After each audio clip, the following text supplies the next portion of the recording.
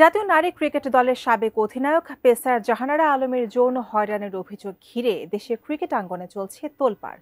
নারী দলের সাবেক নির্বাচক মঞ্জুরুল আলম মঞ্জুর বিরুদ্ধে যৌন হেনস্থা ও শারীরিক নির্যাতনের মতো গুরুতর অভিযোগ তুলেছেন তিনি, যা নিয়ে অশান্ত সময় চলছে ক্রিকেটে।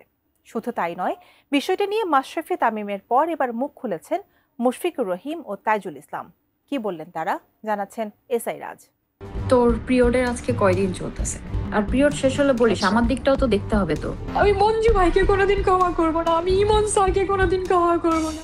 বাংলাদেশ জাতীয় নারী ক্রিকেট দলের সাবেক অধিনায়ক ও পেস বোলার জাহানারা আলমের করা যৌন হয়রানির অভিযোগের পর উত্তপ্ত দেশের ক্রীড়াঙ্গন। ইউটিউবে দেওয়া এক সাক্ষাৎকারে নারী দলের সাবেক নির্বাচক মঞ্জুরুল ইসলাম মঞ্জুর বিরুদ্ধে অভিযোগ এনে জাহানারা বলেন, উনি একদিন তার কাছে গিয়ে কাঁধে হাত রেখে বলেছিলেন, তোর পিরিয়ডের কতদিন চলছে? কাছে আসলো, এসে আমার হাত আমার শোল্ডারে হাত দিয়ে আমার মাথার কাছে মুখ নিয়ে বলতেছে, তোর পিরিয়ডের আজকে কয়দিন চলতেছে? আর পিরিয়ড শেষ হলে বলিস আমার দিকটাও তো দেখতে হবে তো। আমি মঞ্জু ভাইকে কোনোদিন ক্ষমা করব না। মঞ্জুরুল ইসলামকে নিয়ে অন্য এক অভিযোগে জাহানারা বলেন, বিশ্বকাপের কিছু ম্যাচে যখন তারা লাইনে হ্যান্ডশেক করেন তখন মঞ্জুরুল ইসলাম হ্যান্ডশেক না করে তাকে জড়িয়ে ধরতেন। জাহানারার দাবি, এ নিয়ে বিসিবির কাছে অভিযোগ জানিয়েও তিনি কোনো প্রতিকার পাননি।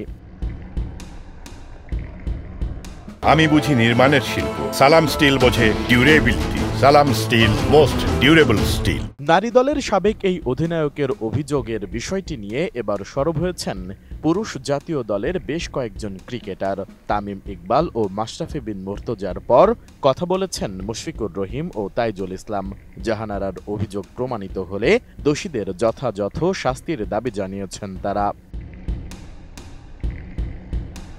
শুক্রবার এক ফেসবুক পোস্টে wicket keeper batter Mushfiqur Rahim লেখেন, সম্প্রতি ক্রিকেট সম্প্রদায়ে ছড়িয়ে পড়া কিছু ভয়ানক খবরের কথা তিনি জানতে পেরেছেন।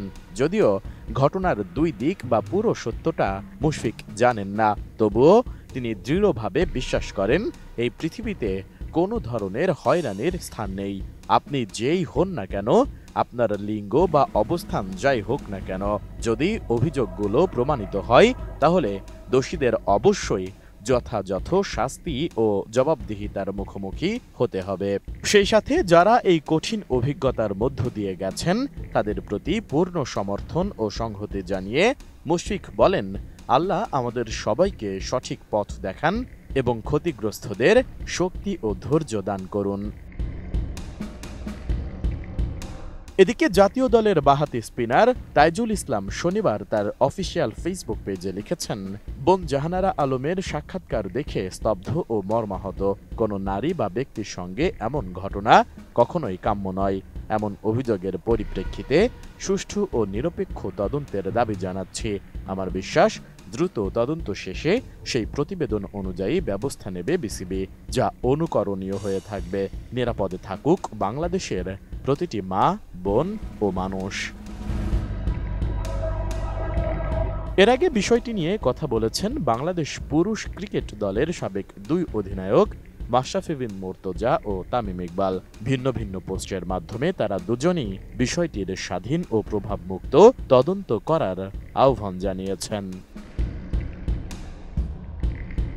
এসআই রাজ, এটিএন নিউজ।